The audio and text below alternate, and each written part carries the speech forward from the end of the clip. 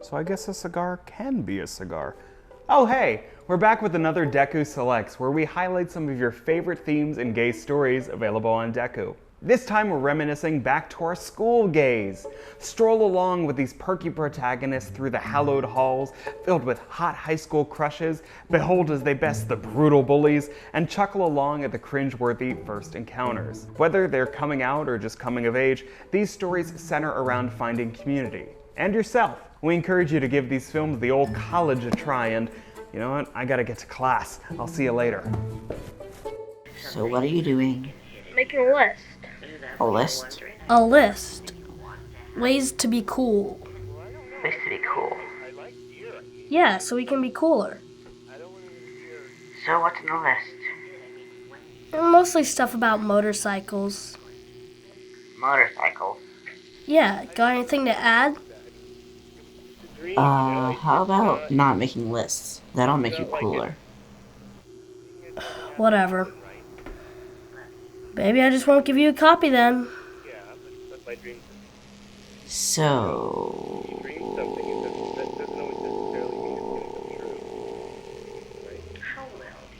So what? This Rodeo's like your new best friend now? I don't really have a best friend. Oh. But you're still mine. That's okay, right? Just call me Liz, okay?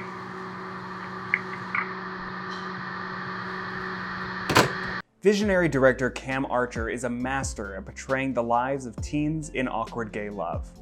Originally released in 2006, Wild Tigers I've Known was a hit at the Sundance Film Festival, as well as countless LGBTQ+ film festivals all around the globe.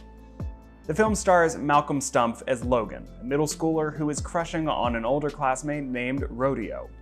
As the pair spend time together, Logan's infatuation grows.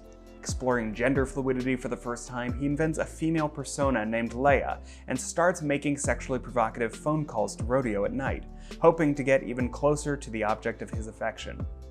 Meanwhile, wild mountain lions have been straying into the populated areas of town. When one happens to wander onto the school's campus and is shot dead, it signifies an important moment of Logan's coming of age. For the film's 15th anniversary, the consistently cool indie distribution label Altered Innocence put together a restored version of this long, unavailable experimental queer classic. Kim Dickens and Fairuza Balk co-star in this wildly inventive, achingly sympathetic ode to the highs and lows of adolescent love.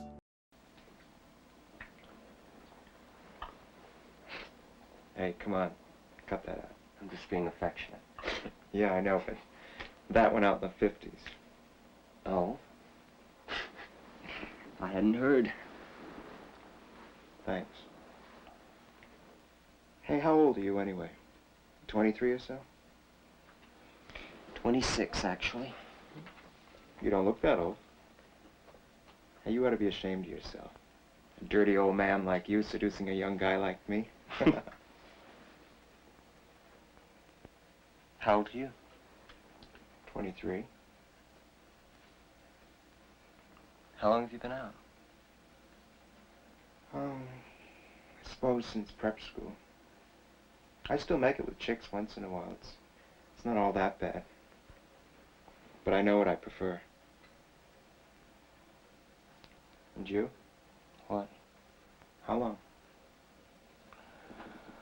Oh, I've known I was gay for a couple of years, but if you mean practicing, for only about the last 6 months. I thought so. Refreshing.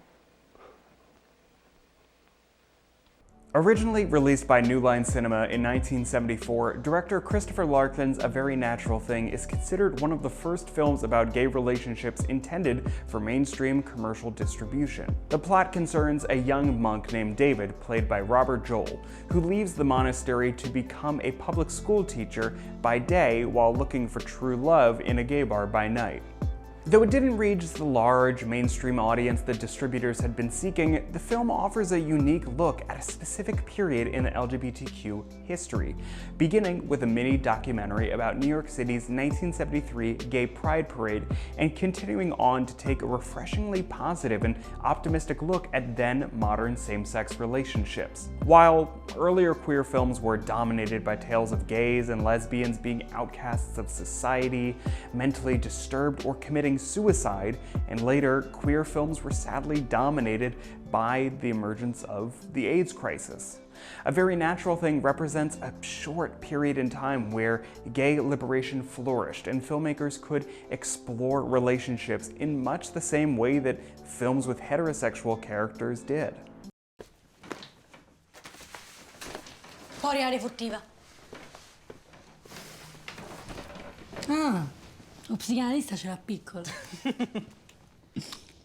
Regà, ma io ancora non ho capito come li paghiamo sti biglietti online. Con tutti i concerti che si va a vedere suo padre. Gli adulti hanno problemi di memoria, si salvano tutto. Scommettiamo in 2 minuti ti trovo la password e i numeri della carta. Sì, ma è legale. È phishing. E che vuol dire? Oh, impara l'inglese, eh? Mo chi è che rompe? Mia madre. Cavolo, non c'è un posto. No, ed è stasera. E allora passiamo al piano B. Conosco il nome del Macarino a Torpagnotta. Dov'è? Cula la luna. Come ci andiamo? There's nothing wrong with a little lust as long as you keep it in check. For 16-year-old Rocco, that's getting harder to do. His 2 hormonally charged aims in life are to finally get laid and to go see his favorite pop star in concert with his best friends, sassy and tomboyish Maria and nerdy and quiet Mari. When a bullying incident at school forces Rocco to come out of the closet to his divorced Italian parents, their liberal leanings are severely tested.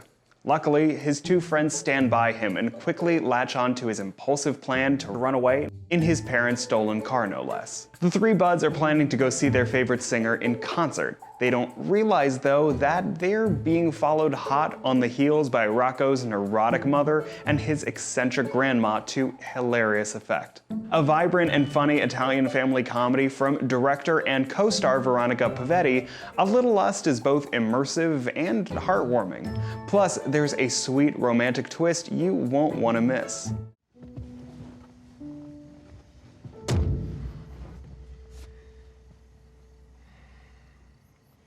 What do you seek?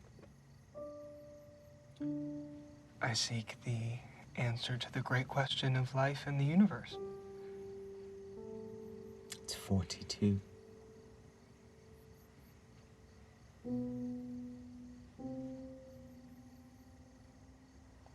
I'm sorry I called you a loser. You know you're the smartest person I know. I'm gonna miss you, Gene. JD and I are gonna start a band. Okay. It's gonna be sort of avant-garde. So it doesn't really matter how good we are. It's more about the concepts. But he's introduced me to some composers, like John Cage, Brian Eno. That used to be my role.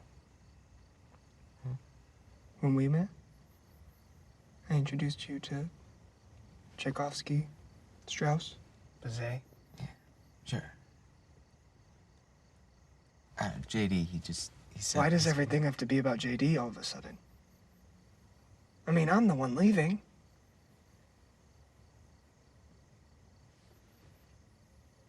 You're my best friend, you know?